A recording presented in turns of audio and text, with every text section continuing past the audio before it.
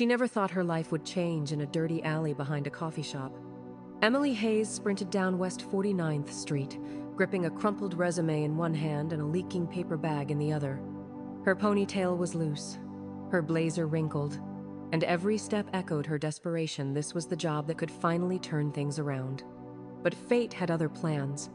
Trying to shave 5 minutes off her route, she cut through an alley near 9th Avenue. The ground was slick from the morning rain, and in one misstep, boom.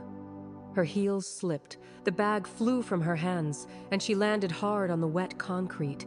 Rice and grilled chicken splattered across the alley like confetti. "Great," she muttered, blinking back the sting of tears. It wasn't just lunch.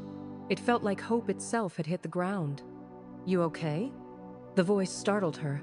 From behind a stack of crates, a man stepped forward. His hoodie was tattered, his beard uneven, and his shoes barely holding together, clearly homeless.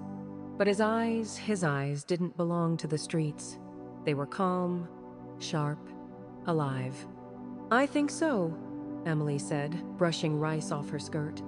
The man bent down, picked up her cracked container, and handed it back with a slight smile. Still, some left. She hesitated before taking it. "Do you live here?"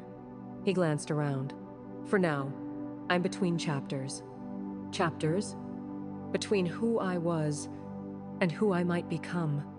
Emily paused. Who talks like that? Then she saw a deep, raw gash on his foot. It was bleeding, fresh. "You're hurt," she said. "I've had worse." She dropped her bag, pulled out a travel-size first aid kit she always kept, just in case, and knelt down. "This is going to sting." "I've felt worse," he tried to joke, but he winced hard when the alcohol hit. When she finished wrapping it, her stomach growled loudly. He smiled. "I've got a bag of rolls. Want one?" She laughed. "Only if you have butter." He chuckled, pulled a roll from his bag, and handed it to her. Moments later, they were sitting side by side on the cold curb, breaking bread like old friends. "What's your name?" she asked. "Daniel." "I'm Emily." They sat in silence for a beat, chewing slowly, city noise all around. "You really live out here?" she finally asked. "Technically, but the sky's not such a bad ceiling." Emily didn't know what to say. There was something in the way he spoke, like he wasn't just some guy down on his luck, like there was more. She stood up, dusted off her knees, and grabbed her ruined resume. "Well, Daniel, good luck." "You too, Emily." She walked away, but didn't forget him. And over the following days, even as job interviews became a carousel of false hope, Daniel stayed in that alley, always calm, always watching. Their exchanges turned from nods to conversations. Once, he complimented her for standing up to a rude street vendor. His words stuck with her. But everything changed on one freezing Tuesday. She turned into the alley again, shoulders heavy from yet another disappointing interview, and saw Daniel shivering, pale. The bandage she'd applied days ago was filthy, barely clinging to his skin. His lips were cracked, his hands trembling. "You still have that bandage?" she asked softly. "Barely." She knelt again. The wound had worsened. Her mind raced. Her apartment wasn't much. A tiny studio in Brooklyn with one extra room her grandmother used when she visited. But it was warm and safe. "I have a place," she whispered. Daniel looked at her, stunned. "Emily, it's just for tonight." "Just tonight," he echoed. He was too weak to argue. He took her hand. His grip was firm, like someone clinging to the last thread of dignity. He limped, but stood tall. When they reached her apartment, she opened the door and gestured dramatically. "Welcome to my castle. Ignore the mess and the smell of disinfectant." Daniel stepped inside slowly. He paused at a photo on the wall, a smiling older woman beside a younger Emily. "My grandmother," she said. "She's in the hospital this week. I usually take care of her." He touched the frame lightly. "She reminds me of someone," he whispered. "What?" "Nothing." She led him to the back. "Bathrooms down the hall. Towels in the cabinet. Don't get too comfortable. Just one night. Of course, he said. That night, neither of them slept. He lay there, feeling farther from his past than ever. She lay awake, feeling closer to something she couldn't yet name. The morning light slipped through the blinds like a slow confession. Emily stirred at the sound of the faucet running. For a second, she thought she had dreamed it all, but the muffled clatter in the kitchen told her Daniel was still there. She threw on a sweatshirt, tied her hair into a loose bun, and stepped into the hallway. What she found made her blink twice. There, at her tiny kitchen table, sat Daniel with a chipped mug of coffee. The stove was still warm, a pot rested on the burner, and the air smelled faintly of burned rice. "You cooked?" she asked, raising a brow. "I tried. More of an experiment than a meal. I promise nothing." She laughed, grabbing a spoon. "Is this rice porridge?" "Unseasoned. I figured bland was safe." Emily took a bite and made a face. "You're right. It's not a crime, but definitely a misdemeanor." Daniel chuckled. "I'll stick to coffee next time." It was the first time she saw him really smile. A genuine, relaxed smile, no, a guarded smirk or polite nod. It softened him. It made him seem less of a mystery, more of a man. Still, something was off. The way he held the cup, the way he scanned the room like he was cataloging everything. Not in a creepy way, more like habit, trained. "You're looking sharp today," she said, studying him. He had washed his face, trimmed his beard. His hair, though messy, looked intentional. "Sleeping under a roof works wonders," he replied without meeting her eyes. Emily poured herself a cup of coffee and sat across from him. "I have to leave soon. 2 deliveries and another job interview." He nodded. "Mind if I stay one more day?" Her first instinct was to say no. This wasn't a halfway house, and she didn't do well with boundaries being blurred. But something in her softened. He didn't feel like a threat. He felt familiar. "Fine, but no snooping through my stuff, and definitely no more kitchen experiments." "Deal." He stood and began cleaning the dishes. Then he tidied the towels, straightened the books on her side table, and wiped down the bathroom mirror like it was second nature. It wasn't the behavior of someone crashing for a night. When she returned home later that evening, the apartment was spotless. Shoes lined up by the door, couch pillows fluffed, even the takeout menus alphabetized. "You cleaned." "Seemed fair. I'm taking up space."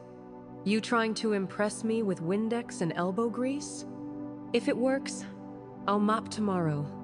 She laughed and dropped onto the couch, exhausted. "Deliveries were fine. The interview? Not so much. I forgot my resume and said 'em every third word." "You'll get there," Daniel said. "You just need the right opportunity." He said it like someone who knew what he was talking about. "You sound like a guy who's had every opportunity in the world." "Maybe I wasted one," he muttered, staring at the dark window. The next day, while Emily was out again, Daniel stayed behind. He fixed the flickering porch light using a bent spoon and an old wrench. He rearranged her bookshelf by genre, then theme, then color, trying to make it look intentional. That evening, she noticed the light. "You fixed the porch?" "It was bugging me." "You're good with tools." "I was a curious kid. Took things apart to see how they worked. Sometimes forgot how to put them back." Emily folded her arms, skeptical. "You don't seem like someone who sleeps on sidewalks. And you seem like someone who reads too much and lives too little." "Touché." They shared another laugh. It was becoming a rhythm now. Familiar. Dangerous. But the spell didn't last long. The next afternoon, a knock shattered the silence. Emily opened the door to find Mr. Oswald Green, the building manager, clean-cut, fussy, clipboard in hand. "Afternoon, Miss Hayes. May I come in? Is something wrong?" There have been reports of an unfamiliar man in the building. Disheveled. Possibly. Homeless. Her blood ran cold. Daniel appeared behind her, drying a plate with a dish towel. "Is there a problem?" Oswald's eyes narrowed. "Is this the man?" Before Emily could answer, Daniel stepped forward. "Sorry if I caused concern. I'm Emily's cousin, visiting from out of state." Cousin? Oswald raised an eyebrow. Daniel Hayes, he said, offering a firm handshake. Oswald reluctantly took it. We ask all long-term visitors to register. Of course, Emily said quickly. We'll handle it. Once the door closed, she turned to him. Cousin? It worked, didn't it? You're surprisingly good at improvising. Old habit. From what? Survival, he said, his voice lower now, his gaze drifting to the window. That night, Emily sat awake again, watching the ceiling, listening to Daniel's soft breathing in the guest room. He wasn't what he seemed, and she was starting to wonder, who was he really? The next morning greeted Emily with the smell of fresh coffee. That, in itself, wasn't unusual except she hadn't made it. She stepped out of her room, rubbing her eyes. The apartment felt warmer somehow. Not just the heat, but the energy. Something had shifted. Daniel stood at the stove, stirring oatmeal like it was a ritual. Her old radio was playing softly on the counterclassical jazz. The air was still, but comfortable. You're up early, she said. I figured I owed you breakfast. Don't worry, no rice disasters this time. She chuckled. If it's edible, it's already a win. They ate quietly. Comfortable. Too comfortable. You seem more put together today, she said, not accusingly, just noticing. Hot showers, clean socks, do wonders for morale. She sipped her coffee slowly. You ever think about staying longer than one night? Daniel looked at her carefully. Are you asking because you want me to stay, or because you want to know why I haven't left? Touché again. She hesitated. You don't feel like a stranger, but you don't feel like an open book either. I'm not, he admitted. Later that day, Emily returned from work to find her old laptop open on the kitchen table. Daniel was typing. She froze. What are you doing? He stood quickly. The system was slow. I thought I could help speed things up. You touched my computer? I didn't mean to snoop. It was just open. She stormed over, heart pounding. On the screen, her resume, but it wasn't the same. It had been updated. You edited my resume? I fixed the formatting, reworded a few sections. Your experience was strong, but it wasn't visible. You had no right? I know. I'm sorry. I acted on instinct. Emily stared at the screen. The new version was cleaner, stronger, bolder, better. I just thought you deserved a shot, he said quietly. The world doesn't always see potential unless it's underlined in bold. She didn't say anything. That evening, an email landed in her inbox. It was from a well-known tech firm. We were impressed with your resume. Can you come in tomorrow at 10 a.m.? She stared at it in disbelief. Her resume, the one he'd touched. She knocked on his door. You submitted my resume. He didn't deny it. I knew you wouldn't. And why would you do that? Because I believe in you, even when you don't. The next morning, she got ready in silence. Hair up, jacket clean, folder in hand. As she opened the front door, she paused. Daniel stood at the window, sipping coffee, the sunlight hitting his face. Aren't you going to wish me luck? You don't need luck, he replied. But you've got it anyway. She smiled, then hesitated. If I get this job, I might not need a guest anymore. He nodded. And if you don't, then maybe I will. She left without another word. Daniel stayed at the window until she disappeared into the street. Then he turned away, walked back into the guest room, and closed the door. From the bottom of his backpack, he pulled out a worn, folded newspaper. The headline screamed across the front page in bold, "Billionaire tech CEO missing for 8 months. Where is David Allen?" And below it, his own face. Not dirty, not hidden, but clean-shaven. Wearing a sharp black suit, standing in front of a glass building that read, Harvin Technologies. He touched the picture with a slow, trembling hand, then tore the page in half, and dropped it into the trash. Emily couldn't stop smiling. The interview had gone better than she could have hoped. The hiring manager said words like, impressive, strong presence, And "we'll be in touch soon." She walked out of that glass building like she was floating. For the first time in a long time, she felt seen, capable, maybe even unstoppable, until she passed by a newsstand on her walk home. There, tucked between political headlines and celebrity gossip, was a paper from months ago. David Allen, billionaire tech CEO, vanishes without a trace. Emily froze. She had seen that face. Her heartbeat thudded against her ribs. She stepped closer, scanned the article. It mentioned Harvin Technologies, a mysterious helicopter crash, rumors of fraud, power struggles inside the board, and a photograph, a clearer version of the one Daniel had torn. Same bone structure, same eyes, same name. She stumbled back from the stand, the world spinning slightly around her. She bought the paper and tucked it deep in her bag, fingers trembling. When she got home, everything looked normal. Too normal. Daniel was at the table, reading again as if he hadn't disappeared into thin air 8 months ago. "Hey," he said casually. "Hey," she replied, forcing a smile. She walked straight to her room, closed the door behind her, and sat on the edge of the bed. She pulled out the newspaper. Read the caption again. Read it 10 more times. It was him. It had to be. That night, they had dinner together. She didn't bring it up. Not yet. She stirred her food while he made small talk about the weather and some rattle in the fridge. But her thoughts weren't there. They were in a boardroom, in a high-rise, in an alley behind a coffee shop. She lay awake long after he went to bed, staring at the ceiling, one question playing over and over in her mind. Who are you really, Daniel? The next morning was a blur. Her alarm went off at 6:30.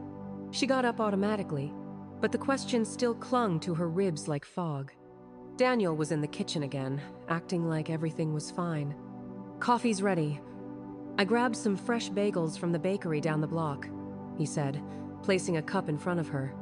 "Thanks," she replied, cautiously. She watched him while he moved around the kitchen. There was something too graceful, too intentional. He didn't move like someone scraping by. He moved like someone who had led rooms, who made decisions that changed people's lives. And now, he was folding dish towels and tracking the expiration date on milk. "I have the meeting with Solvera today," she said carefully. "You'll crush it," he said, smiling. She nodded, then asked, "Are you going anywhere today?" He hesitated for a second, barely. "Just walking around, clearing my head." She watched him sip his coffee. "Okay. Good luck clearing your head." He smiled, but she noticed how he didn't ask where she was going. Not this time.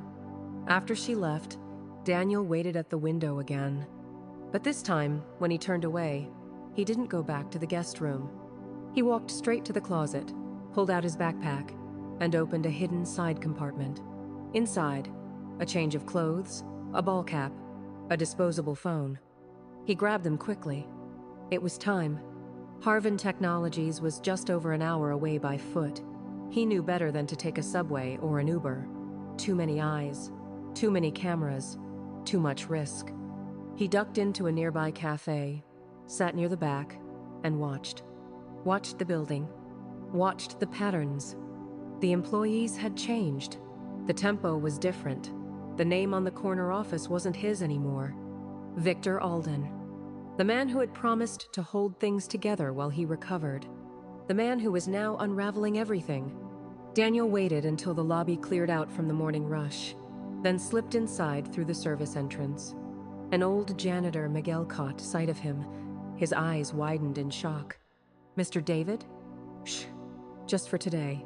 I need to look around. Can you help me?" Miguel hesitated, then nodded.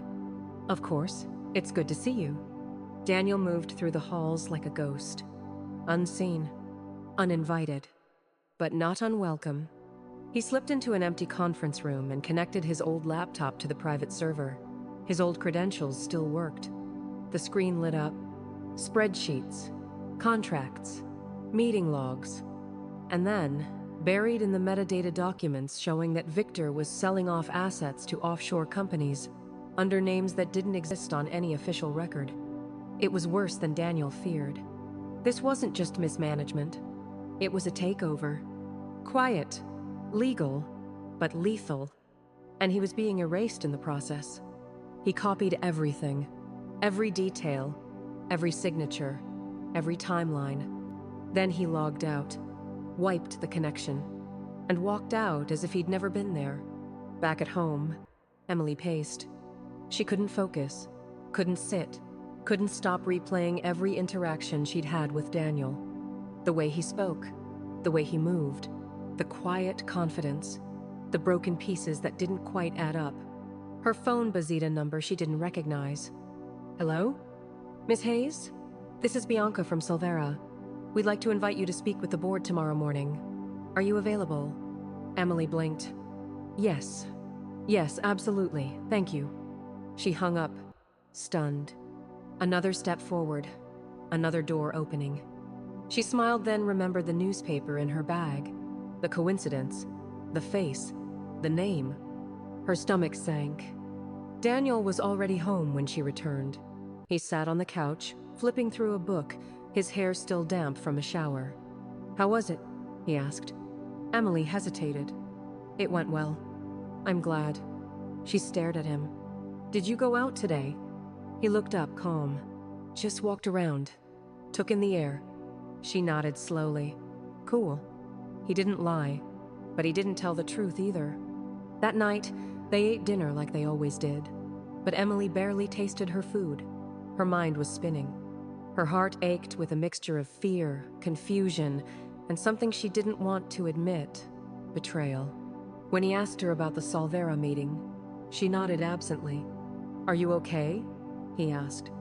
Just tired, she said. She cleaned the dishes. He dried them. The rhythm felt familiar, but hollow. When she finally lay in bed, the silence felt different. Heavy, loaded. The next morning, Daniel was already up, fully dressed, hair combed, jacket on. I'll be gone a few days, he said casually. Emily froze. Gone? Just tying up some things. Alone for now. She stared at him. And if I'm not here when you get back? He gave her a soft, sad smile. It'll still have been worth it. Then he left. And for the first time in days, the apartment felt cold again.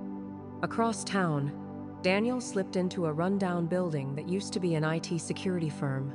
It was empty now, except for one man, Marcus Leary, a former cybersecurity director at Harvin, and the only person Daniel could trust.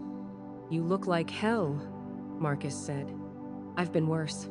You really want to do this? I don't have a choice. Marcus sighed and handed him a flash drive. Backups, legal docs, contract trails, 6 months worth of material Victor thought he erased. Good, Daniel said. We'll use it, carefully. You know the board thinks you're dead. Daniel gave a hollow chuckle. Let's keep it that way, for now. That night, back at the apartment, Emily received a plain envelope under the door. No return address. Inside, a flash drive, labeled Harvin Truth. She stared at it. Attached was a single note, typed and unsigned. I couldn't stay, but I never really left. D. Emily clutched it against her chest. Her hands trembled. She didn't know whether to scream or cry or smile. Instead, she plugged it into her laptop. Inside were folders, dozens of them. Documents, screenshots, emails, recordings, all pointing to one thing. Victor Alden was tearing Harvin apart from the inside. And Daniel? He had been trying to stop it all along. Emily sat at the kitchen table long after the sun went down, the glow of her laptop screen reflecting in her eyes. The documents Daniel had left weren't just rumors or speculation, they were evidence. Real, dangerous, and undeniable. Emails between Victor and shell companies, audio files of conversations outlining payouts, spreadsheets tracking offshore transfers, and all of it tied to Harvin, to Daniel's name. He wasn't running, he was resisting. She closed the laptop and stared at the ceiling, her heart pounding. Her world had tilted. What started as an act of kindness in an alley had turned into a war against a billion-dollar corporation. She knew two things for sure. Victor was orchestrating a hostile takeover, and Daniel was trying to stop him alone. The next morning, she sent him a message. "We need to talk.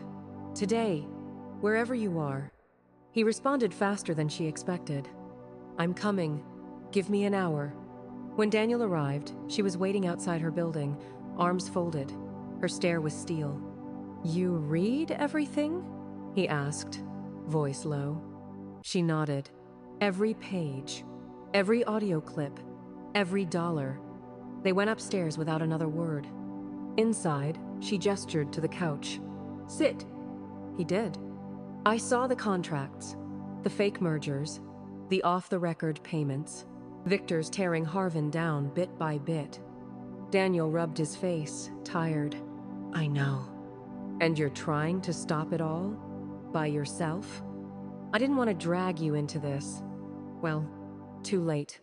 She walked to the kitchen, grabbed a folder, and dropped it in front of him. "Solvera offered me a temporary position. One of their partners appears in your documents." Daniel sat up straighter. "You think you can access something from the inside?" "I don't think I know." He looked at her, surprised. "Emily, this could get you fired?" "Worse. I've been in danger since the day I let you in. The difference is, now I know why."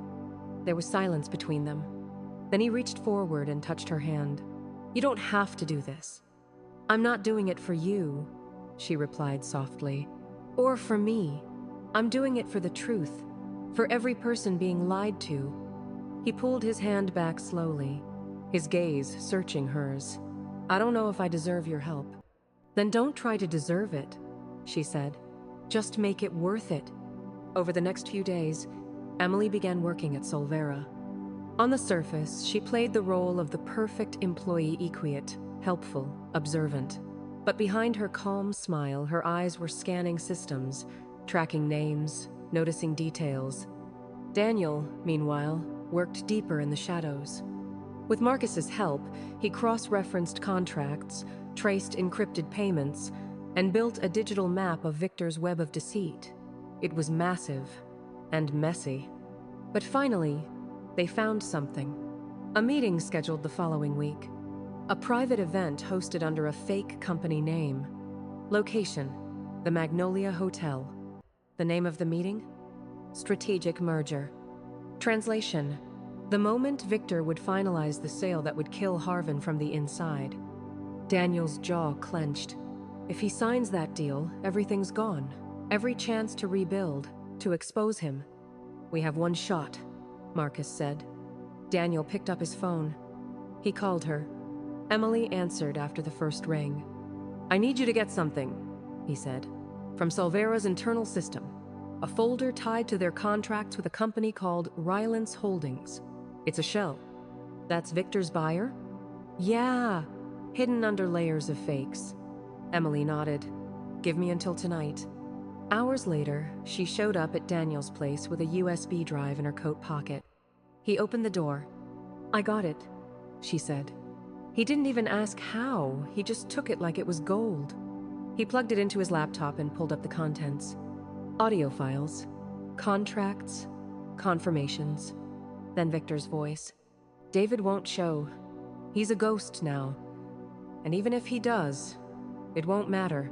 The world's already moved on." Then another voice, one of the fake execs.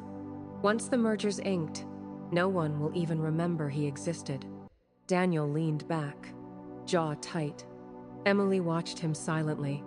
"We have everything," he whispered. "Then what now?" she asked. He turned toward her slowly. "Now," he said, "we stop hiding." The morning of the meeting arrived, cloaked in tension. Daniel stood in front of the mirror, adjusting the tie he hadn't worn in nearly a year. The same navy blue suit he'd once worn as Harvin's CEO now fit a little looser, but his posture back straight. Chin-high had returned. Emily was already dressed, not as a guest this time. She would be inside. Her part of the plan was just as crucial. "You sure about this?" he asked as she pinned a button to her collar disguising the micro camera inside. I've never been more sure of anything. Daniel handed her a second flash drive. In case anything happens to me, this has everything. Deliver it to the press if I don't walk out with you. Emily looked him dead in the eye. Don't say that. I'm just being smart. She paused, then stepped closer and fixed his collar gently. Be smart, but come back. He nodded once, eyes locked on hers. We finish this, together. The Magnolia Hotel's private event hall gleamed with corporate opulence. Glass walls, polished floors, projectors glowing with financial graphs. Waiters passed hors d'oeuvres to men in tailored suits and women in designer heels.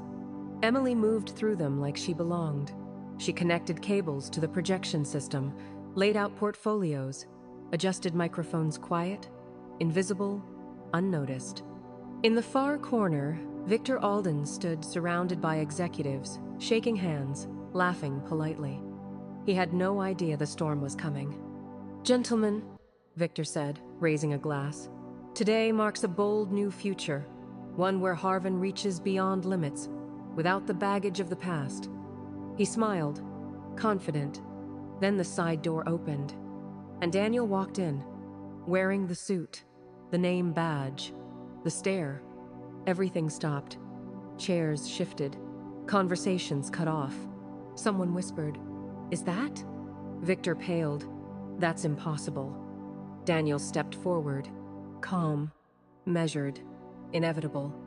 It's been a while, Victor, he said. Miss me? Victor tried to laugh. This is trespassing. You're impersonating. I'm reclaiming. My name, my company, my truth. Emily watched from the tech booth, her finger on the control pad. One signal from him, and she'd start the projection. Victor regained composure quickly. Ladies and gentlemen, this is David Allenor, former CEO, and currently under investigation for fraud and disappearance. Daniel smirked. Actually, I'm under no investigation. And as of this morning, he pulled a document from his coat. This court order freezes all Harvin-linked assets being funneled through shell companies tied to your merger. He turned to the room. Let's show them why. He nodded. Emily hit play. The screen lit up. Audio recordings played over crystal-clear speakers. Victor's voice. His fake executives. Their entire plan laid bare. Once it's signed, David's just a footnote. Move the funds offshore. No trace. Gasps filled the room. Executives looked to Victor, who had gone completely still. This is a lie, he barked. Fabricated. But nobody was listening anymore. Daniel took one last step forward and opened a second envelope. Inside, an arrest warrant. Signed this morning for fraud, embezzlement, identity, abuse. Police officers, hidden until now, entered through the rear doors. Victor didn't resist, but as they cuffed him, he turned to Daniel. You think you've won? But the board won't take you back. You'll never be trusted again. Daniel didn't flinch.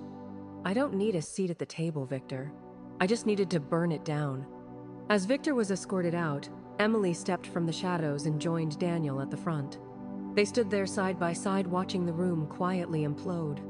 Daniel leaned in and whispered, "We did it." Emily didn't respond with words, just squeezed his hand. Hard. That night, they sat on her balcony in silence. The city buzzed beneath them. Cars, lights, distant laughter. You got what you wanted, she said softly. Justice. Almost. She turned to him. What's missing? Daniel looked at her, really looked. You? She didn't answer right away. Instead, she reached into her coat pocket, pulled out the original newspaper, clipping the one she had hidden away for weeks, and tore it in half. I'm tired of being afraid of who you were, she said, because I know who you are now. Daniel closed his eyes for a moment, like the weight of 100 secrets had finally lifted. And for the first time in a long time, he smiled, without regret. The scandal hit the news like a thunderclap. By morning, every media outlet from CNBC to local podcasts was dissecting the Harvin exposé. Billionaire CEO returns from the dead. The fraud that almost broke a giant. Victor Alden, arrested for corporate sabotage. Daniel Allen was a trending name again. Only this time, he wasn't a mystery, he was a warning, a headline, a symbol of justice. But to Daniel, it felt like neither a victory nor a homecoming. He sat at the cafe window, watching the rain slide down the glass. People passed by outside with phones in hand, reading the very story he'd lived. Some looked up, as if recognizing him. Others walked on. Emily sat across from him, quiet. "You're not saying much," he murmured. "You're not either." He nodded, eyes still on the street. "I thought I'd feel more. Something. Relieved? Whole." She didn't say anything, just reached across and refilled his cup. The clink of ceramic was the only sound between them. A notification pinged on Daniel's phone. "Board of Directors meeting urgent." He sighed. "They want you back?" Emily asked. "They want answers." "You going?" Daniel looked down at the screen. "I don't think I can sit at that table again." "Why not? You fought to save it." "I didn't fight to sit. I fought to burn the rot out." She leaned forward. "So what now?" "I don't know." He finally looked at her. "I just want to build something that matters. Not numbers, not projections, just people." Emily smiled faintly. "That sounds like a man who's tired of skyscrapers." He nodded. "And ready for roots." Later that night, Emily couldn't sleep. She sat at her desk, scanning job listings, trying to feel something close to normal again. That's when the letter arrived. Slipped under the door. No name, no return address. Just a cream envelope with her name in black ink. She opened it slowly. Inside, a photograph. It was of her taken from across the street, entering a building a few days ago. From the angle, it was clear someone had been watching her, closely. Beneath the photo, one sentence. "How far are you willing to go for him?" Her breath caught. She stood up, turned off the lights, peeked through the blinds. The street was empty, but the fear was real. When Daniel returned hours later, soaked from walking in the rain, she met him at the door. "We need to talk." He saw her face pale, tight, serious. "What happened?" She handed him the photo. He stared at it for a long time, his jaw clenched. "Someone's trying to rattle you," he said. "Then it's working." He looked up. "This wasn't supposed to reach you." "But it has. I'm in this now, Daniel. I've been in it." He placed the photo on the counter and ran a hand through his wet hair. "I think it's someone from the inside. Maybe from Victor's old network." Emily's voice dropped. "What do they want?" He stared at the photograph. "To shake me. To split us. To remind me that no matter how much I've exposed, there's always more under the surface." For the next few days, things shifted. Emily still went to work. Daniel still worked quietly from home. But the air between them was different. Less playful, more watchful, like they were living in a glass room where any shadow could become a threat. Then, one evening, while Daniel was locking up the cafe, they'd started piecing together his dream of something smaller, real. Human Emily handed him a folder. "What's this?" "A job offer. From Silvera." He raised a brow. "They want you to consult, privately, on corporate recovery." Daniel flipped through it. "And you?" "They want me to stay on too. Full-time. Lead a transparency initiative." He smiled. "Look at you. Becoming a storm." She met his eyes. "What about you?" He placed the folder down. "I'm not going back to being a CEO. But you are going back to something." He didn't answer. Instead, he reached across the counter, took her hand in his. "I'm going back to whatever this is, if you're still in." Emily didn't smile, but she didn't pull away either. "I'm in, but no more secrets." He nodded. No more. But in the back of his mind, he knew that wasn't a promise he could guarantee. Not yet. The storm outside was nothing compared to the silence inside. It had been 3 days since Emily handed Daniel that photo. 3 days of careful smiles, of casual words, of pretending everything was normal when both of them knew it wasn't. They still had dinner together. They still exchanged updates. But the tension had taken root like a hairline crack in a glass window, invisible from far away, obvious up close. That Friday morning, Daniel stood by the front door, holding his keys. "I have to head out for a few hours," he said. Emily looked up from her coffee. "Another walk around the block?" He paused. "I'm meeting someone, an old contact. Does this someone have a name? Does it matter?" Emily set her mug down a little too hard. "It does when someone's been sending me anonymous photos." Daniel looked at her, really looked. "You think I'm hiding something again? I think you're good at it." He didn't defend himself. Didn't snap. Didn't lie. "I'll be back by noon." And he left. Emily stayed home, pacing, thinking, remembering. The man she met in that alley didn't lie. He didn't calculate. He didn't vanish into the shadows. But the man living with her now, he moved like a chess piece, always watching the board, always planning the next move. Her phone buzzed an unknown number again. One image, a close-up of Daniel, shaking hands with someone outside a black car. The message, "He's not done hiding." Emily stared at the screen, her pulse racing. It wasn't just fear anymore. It was doubt. When Daniel returned, she didn't ask where he'd been. And he didn't offer. They ate quietly, watched a show they didn't pay attention to, shared a space but not a feeling. Before bed, Emily finally spoke. "There's something I need to know." He looked up from the chair where he was reading. "That name, Daniel Andrade, is that you?" Daniel froze. She saw it in his eyes, just a flash, but it was enough. "It was me," he said slowly. "Years ago. A fake identity I used for negotiations when I couldn't show up as the CEO. Bank accounts, too?" He nodded once. "Why didn't you tell me?" "Because I buried that part of my life. I never thought it would come back." Emily stood. "Well, it has. And now I'm in the middle of it." "I know. And still, you didn't tell me everything." He closed the book. Saturday, up straighter. "I didn't want to scare you, but you did. And you still are." He stood too, inches from her now. "I've made mistakes, but I never lied about how I feel." She wanted to believe that. But trust doesn't rebuild itself. It's rebuilt with truth. "Then tell me this," she whispered. "Is there anything else I need to know?" Daniel looked at Herond for the first time. She saw something in his eyes she hadn't seen before. Not shame, not fear, but the quiet grief of a man who knew he might lose the only person who ever really saw him. "Yes," he said, "but not tonight."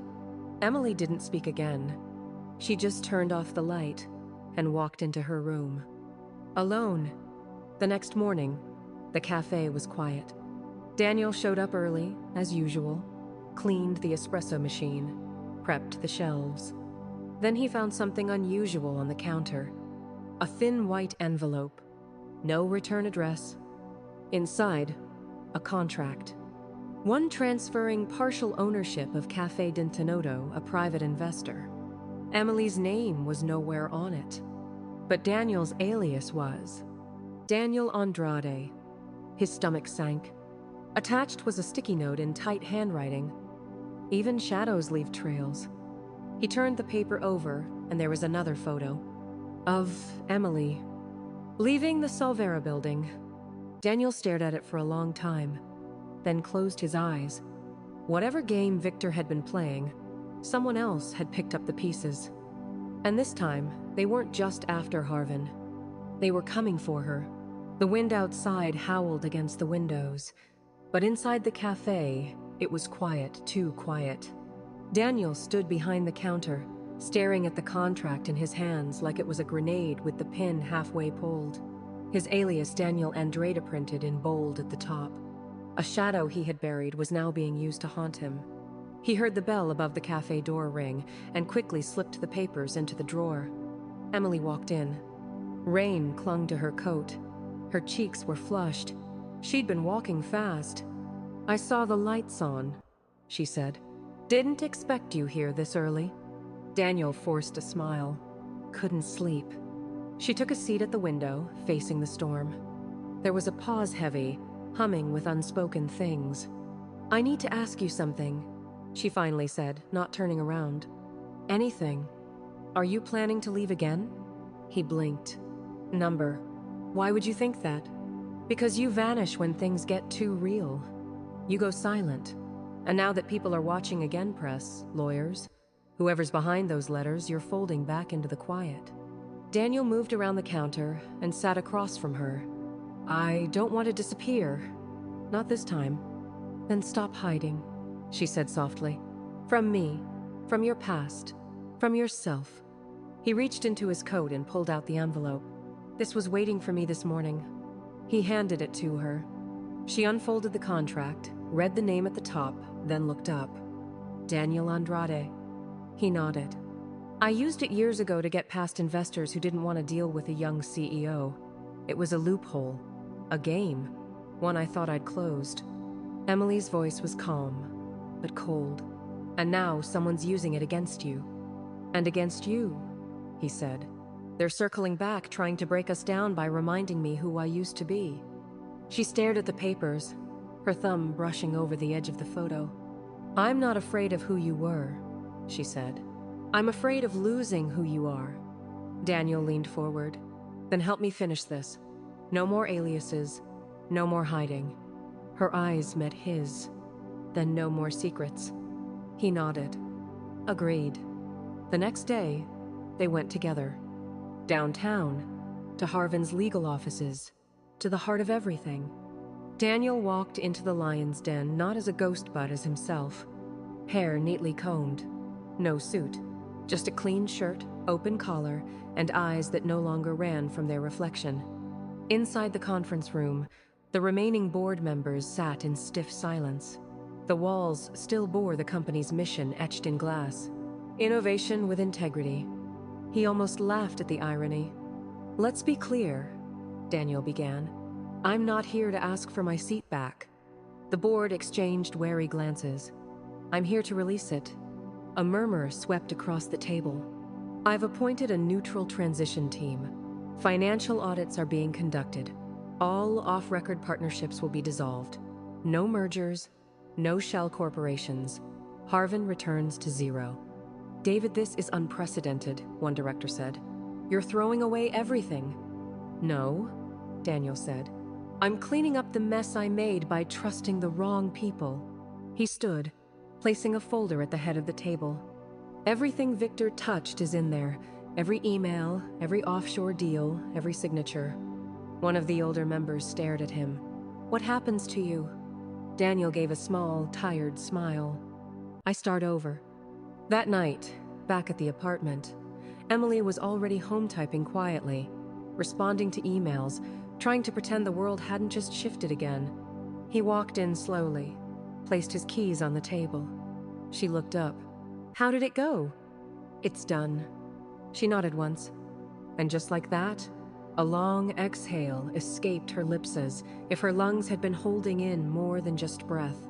He joined her on the couch. Neither of them spoke for a moment. Then she reached over, laced her fingers through his. "You're really not going anywhere?"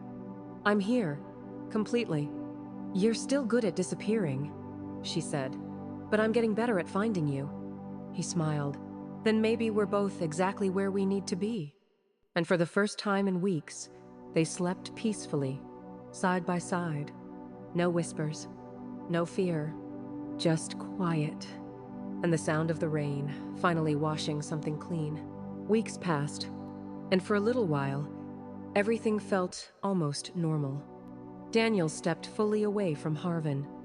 He declined interviews, avoided the spotlight, and instead, invested in something far simpler, a cafe tucked on a quiet corner, where people came for warmth more than caffeine. Dentino Cafe had become a place of peace. A place where no one asked questions, where no one cared about headlines or aliases or broken fortunes. Emily helped run it when she wasn't leading transparency initiatives for Solvera. She created a reading nook near the windows, organized coffee and stories Sundays, Her laugh started returning. Her steps, lighter. They no longer needed to talk about what had happened, because they both knew it wasn't over. But for now, it was paused.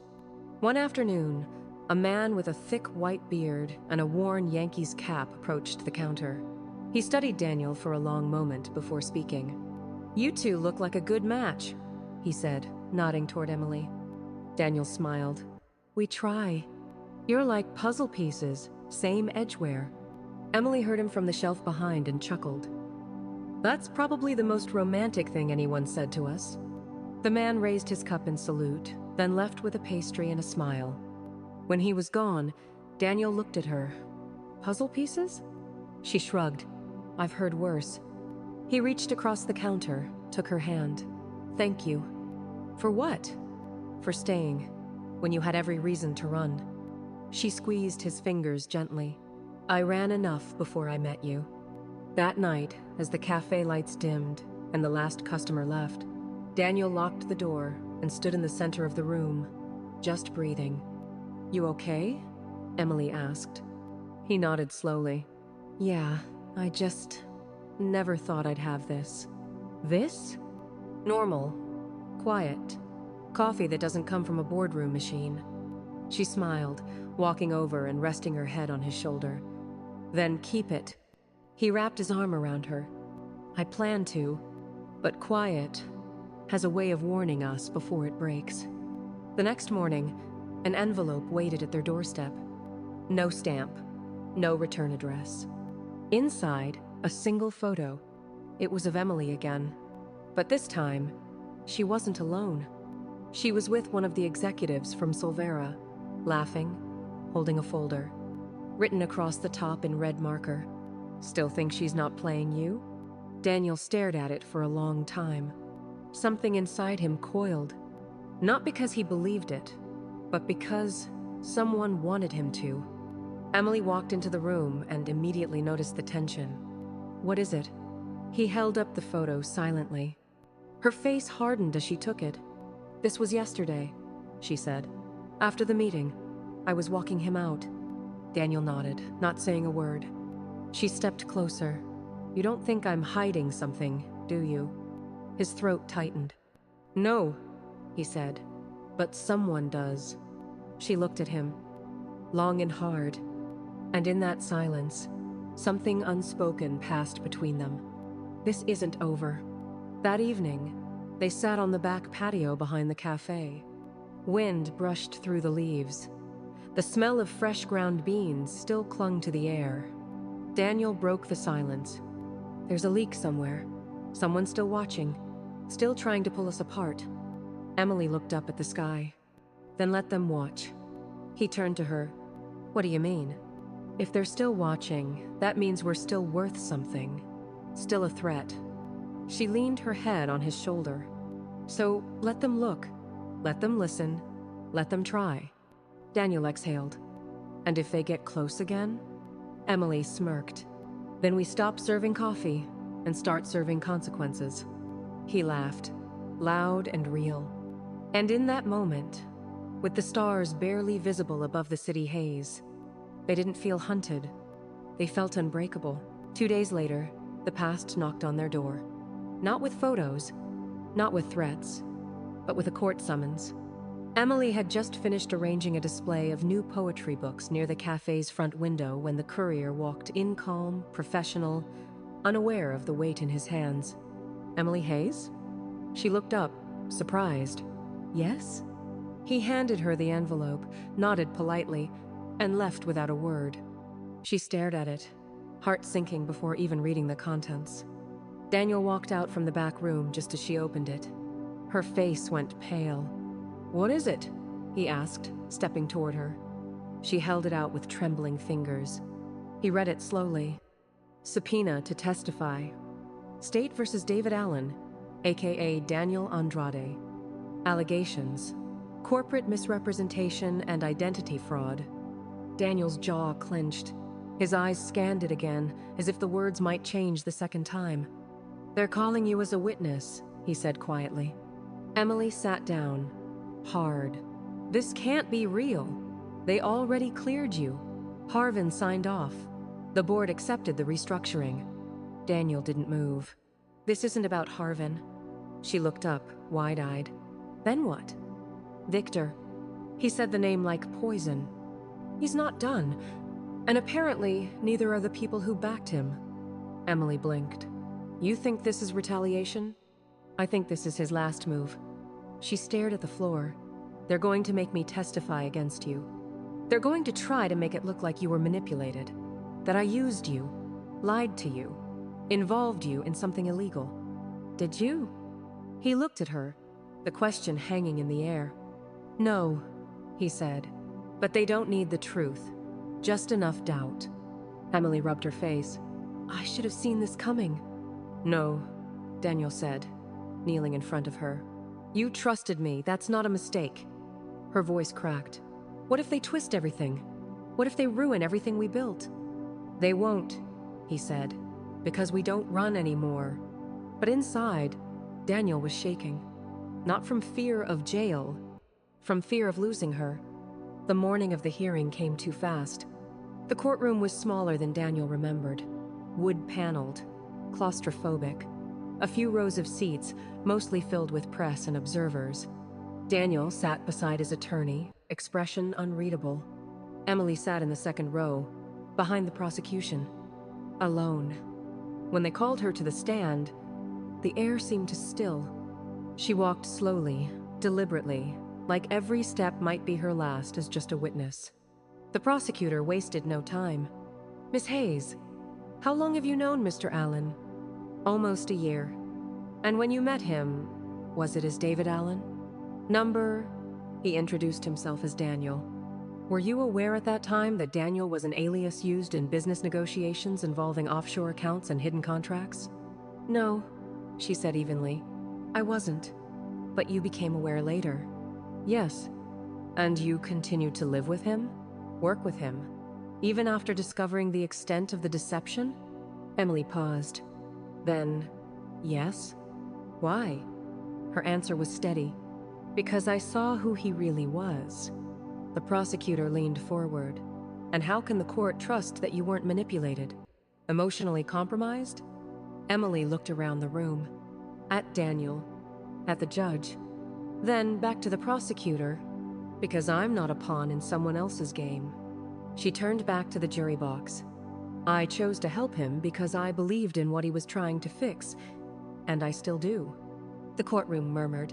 But the prosecutor wasn't done. Miss Hayes, one final question. Did Mr. Allen ever admit to you personally that he used his alias to conduct illegal business? Emily hesitated. Her heart pounded. She remembered that night in their apartment. His voice, low, confessing the use of Daniel Andrade to close deals under a hidden identity. She closed her eyes, then opened them. No, she said. He admitted using the alias, but not to commit a crime. The prosecutor frowned, clearly unsatisfied. No further questions. Emily stepped down. As she walked past Daniel, their eyes locked. And in that look, he saw everything. Fear, strength, and something else? A decision. That night, they didn't speak much.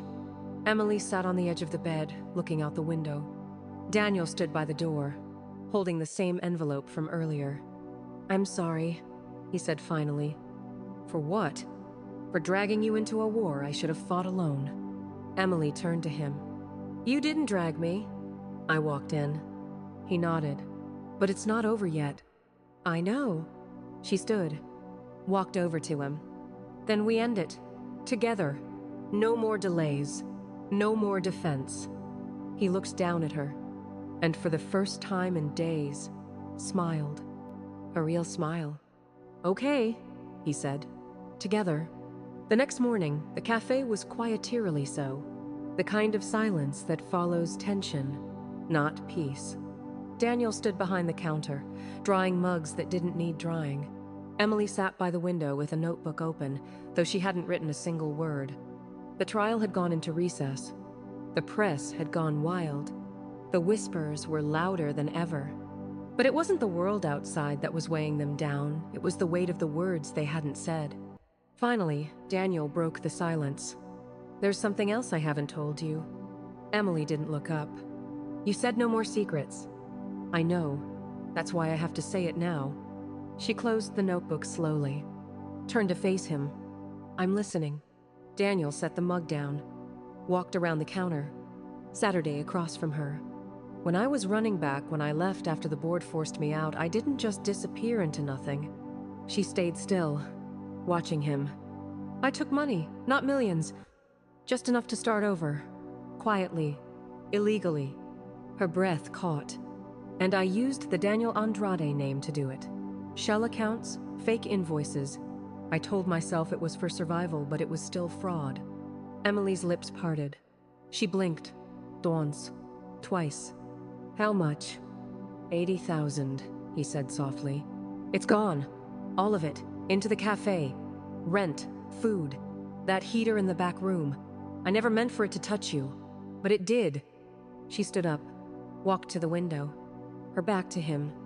"You should have told me." "I know. You testified under oath. I didn't lie. I just didn't say everything. And I knew that was just as dangerous." She turned around slowly, her eyes glassy. "So what now? You confess?" "I already did. Quietly. My lawyer filed a motion this morning. It's in the court record now. They'll review it tomorrow." Emily covered her mouth. Not in horror, but in disbelief. "You're risking everything. The case. The cafe. Us." "I'm not risking us," he said gently. "I'm risking the version of me that doesn't deserve you." She walked over to him, arms crossed over her chest like a shield. "You don't get to decide that." "I know."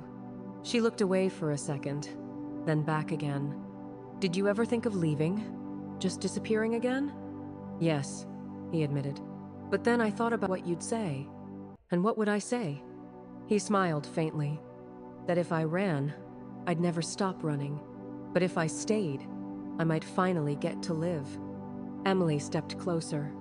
"Do you still believe that?" "I do." She was quiet for a long moment. Then you better be ready to fight." He looked up. Her voice was steady, her gaze fierce.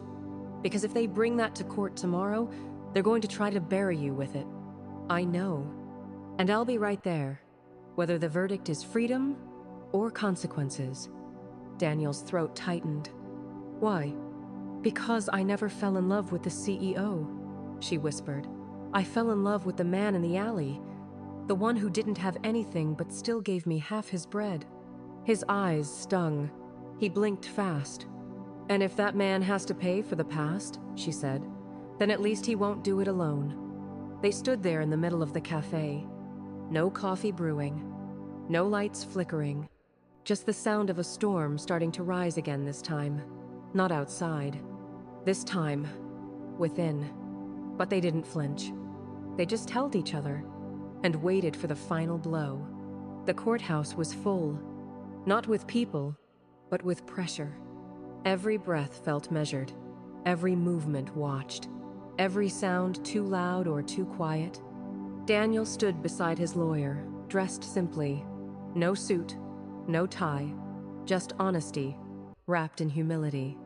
Emily sat just behind him, hands folded in her lap, steady as stone. She hadn't left his side, not Onsenat through the news reports, not through the whispers, not through the panic. Today was the final hearing. The judge entered the room, gray-haired and stern, holding the file that would decide everything. "Mr. Allen," he began, voice firm, "we've reviewed your prior testimony and your recent disclosure regarding unauthorized financial transactions under the alias Daniel Andrade." Daniel nodded, jaw tight. "Yes, Your Honor. You understand the gravity of this admission?" "I do." "You acted outside legal bounds, removed company assets under a false identity, and failed to disclose it initially." "Yes." "And yet," the judge continued, flipping the page, "you returned, not just to reclaim your name, but to dismantle the very structure you built. You turned over evidence, cooperated fully, and exposed a system that, frankly, failed to check itself." There was a pause, a long one. "In light of this, The court has reached a decision. Emily's heart was thudding so loud it felt like a drum. Mr. Allen, your actions were unlawful, but your intent was not malicious. The restitution has been made. The funds were used for personal survival, not enrichment. You did not flee from justice, you delivered it. Daniel held his breath. The room held its breath. This court declares you guilty of misdemeanor, level financial misconduct, with time served.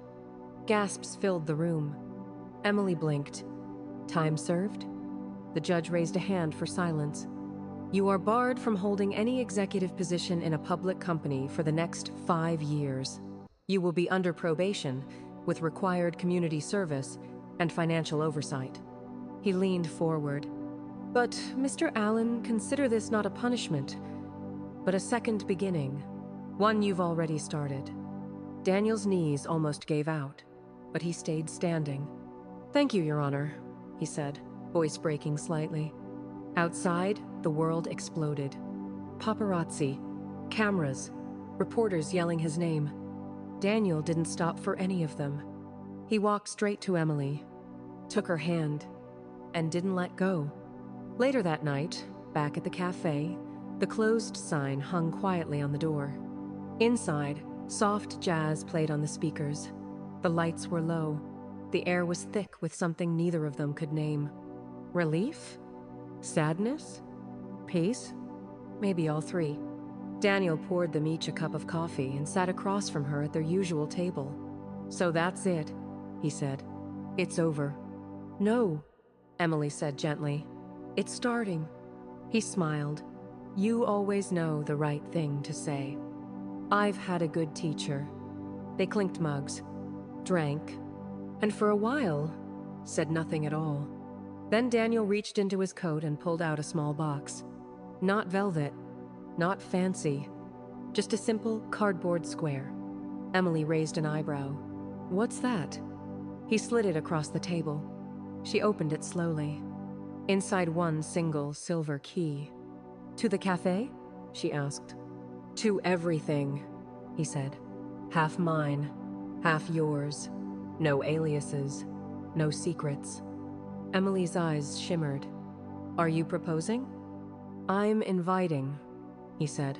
To stay, to build, to breathe, together. She looked at the key, then at him, and whispered the words he never thought he'd hear. I already live here, Daniel. The months that followed were quiet but not small. The cafe grew, not into a chain, not into an empire, but into something more rare, a place people came to feel seen. Emily started a book club for women rebuilding their lives. Daniel mentored young entrepreneurs who had nothing but a sketchbook and a dream.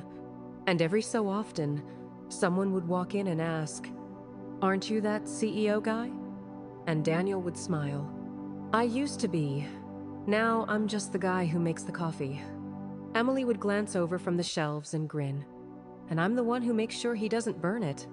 They would laugh, serve coffee, share space, and prove, quietly and completely, that starting over isn't the end. It's the truest form of freedom.